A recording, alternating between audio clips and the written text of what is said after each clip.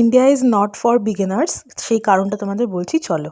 Gas crisis হোক, petrol crisis হোক বা আদার্স যে কোনো ক্রাইসিস হোক, ওরা ঠিক কিছু না কিছু ব্যবস্থা করেই নেয়। এই যে গ্যাস শেষ, এমনিতেই রান্না করা হতো উনুনে, বাট এখন এই সেট আপটা খোলা হয়নি। গ্যাস শেষ, গ্যাসের পাট পাতার বড়া, বাটা মাছ ভাজা, বাটা মাছের ঝোল, ডাল আছে, সয়াবিন আছে, আর রাতের জন্য লুচি। আজকে 60-এর উনুনে এরকম বড়া বা মাছ বা যে কোনো তরকারি জাস্ট অমৃত।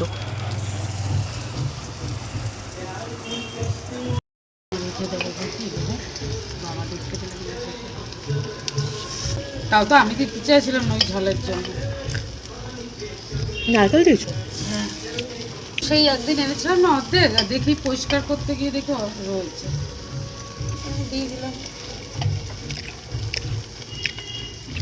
মায়ের সাথে দিব্যি আড্ডা দিতে দিতে অর্ধেক বড়া তো আমি খেয়ে প্রায় শেষই করে ফেলেছিলাম। জাস্ট অসাধারণ ছিল। গেল ঘুমানোর সময় বাজে খুব বাজে।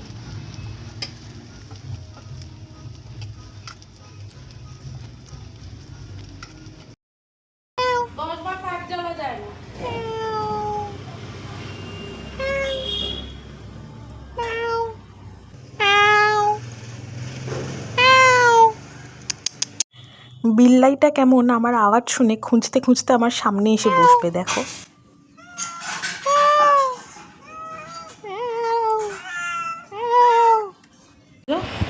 আজকে দুপুরের লাঞ্চ, গরম গরম ভাত, মধ্যে আমি অল্প একটু ঘি নিয়েছি, খুব অল্প। গরম গরম বাটা মাছ ভাজা, এটাও বাটা মাছগুলো পাতলা একটা ঝোল হয় টমেটো দিয়ে, সেইটা।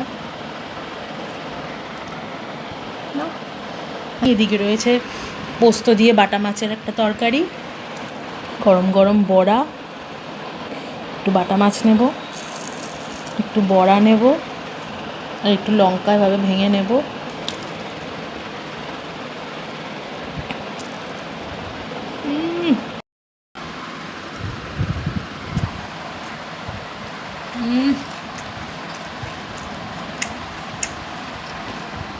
অমৃত।